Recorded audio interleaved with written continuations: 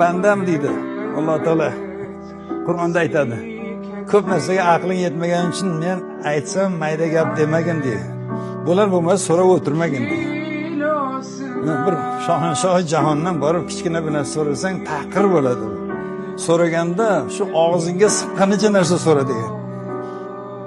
O'shani retseptini ham bergan bir oyatda.